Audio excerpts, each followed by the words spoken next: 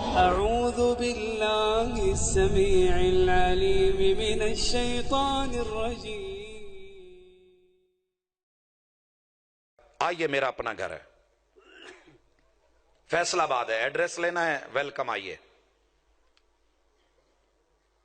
محلہ نگہبان پورا ہے. میں مکان کرائے پہ ڈھونڈ رہا تھا تو مجھے کسی نے کہا جی فلاں مکان ہے لیکن وہاں رہنے کے قابل نہیں، سستا بڑا ہے. 10,000 تنخواہ تھی. میں نے کہا چلیں پتہ کرتے ہیں. جا کے پوچھا، کہنے لگے جی مارکیٹ ویلیو تو اس کی 10,000 سے زیادہ ہے لیکن یہاں کوئی ٹکتا نہیں ہے، حالات ذرا خراب ہیں، آپ اگر رہنا چاہتے ہیں تو ہم 3,000 لے لیں گے. میں نے کہا جی ٹھیک ہے. ہم سائے آ گئے. آپ کون ہیں، کہاں سے آئے، بتایا. کہنے لگے جی مکان نہ لیں. کیوں نہ لوں جی؟ یہاں جو بھی آتا ہے ٹانگ ٹوٹ جاتی ہے، جنات ہیں، عصیب ہیں، دیے جلتے ہیں، وہ ہوتا ہے وہ ہوتا ہے. بچوں کو میں نے سمجھا دیا، مکان وائٹ واش کروایا، آ کے بیچ میں سامان رکھا. ماشاءاللہ ابھی 11-12 دن نہیں ہوئے تھے، بیٹا نمیر ہے، اس کی ٹانگ ٹوٹ گئی. پورا محلہ سوگ کرنے آیا. آپ کو پروفیسر صاحب کہا تھا، آپ نہیں مانے. وہ بلو کو دم ہی نہیں ماندے. عجیب گل ہے، تسی ویکھو نقصان. میں نے کہا جی دنیا میں جتنے لوگوں کی ٹانگ ٹوٹتی ہے وہاں ان پہ جادو ہوتے ہیں، جنات ہوتے ہیں. خیر ابھی اس کی ٹانگ جڑی نہیں تھی، بیٹی کی ہسلی ٹوٹ گئی.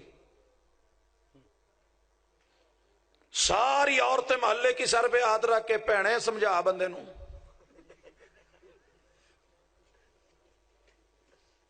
ماشاءاللہ ابھی کچھ مہینے گزرے تھے کہ حشیم بیٹا گرا، سر میں چوٹ آئی، کومے میں چلا گیا، زبان کٹ گئی.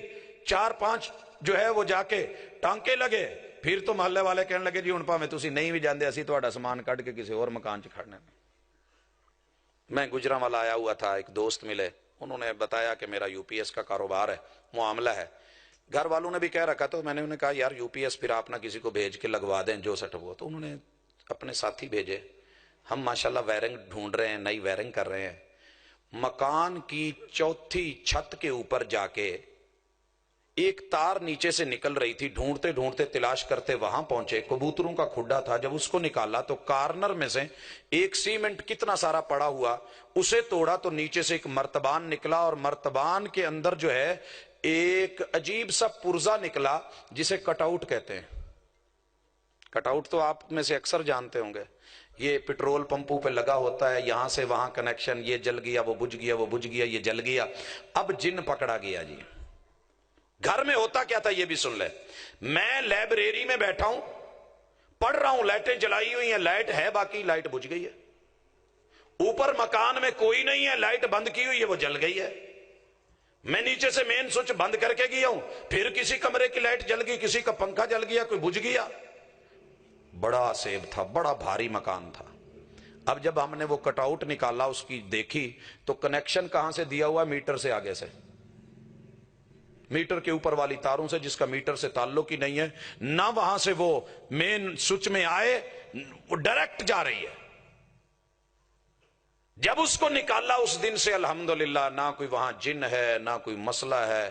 میں نے پوچھا بھئی یہ مکان کس کا تھا؟ بتایا جی فلاں نے بڑے شوق سے بنایا تھا. میں اس کو ملا، میں نے کہا بھائی آپ کی کسی کوئی الیکٹریشین سے دشمنی چلتی تھی؟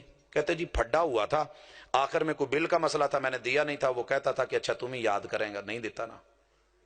میں نے کہا وہ تیرے گھر میں یہ ڈال گیا. کہتا جی اسی وجہ سے یہ حالات تھے. تو یہ چیزیں ہمارے ساتھ، ہمارے گھروں میں ہماری سوچوں سے بھی بالا تر ہوتی ہیں. جہاں یہ شعبدہ بازیاں اور اس طرح کی حرکتیں جاری و ساری رہتی ہیں. تو دوستو یاد رکھیے، اللہ پہ توکل رکھ کے اپنے آپ کو مضبوط رکھ کے گرنے مت دیجئے. حلال کا پیسہ حلال جگہ پہ لگائیے، اللہ سے مدد مانگیے، اپنے صبح و شام کے اذکار پورے رکھیے. رب کبھی کچھ نہیں ہونے دے گا. نقصان ہوا تو ہو جاتا ہے، ویسے بھی ہو جاتا ہے، حادثے ہوتے رہتے ہیں. اللهم اغفر لآبائنا وأمهاتنا، اللهم ارحم آباءنا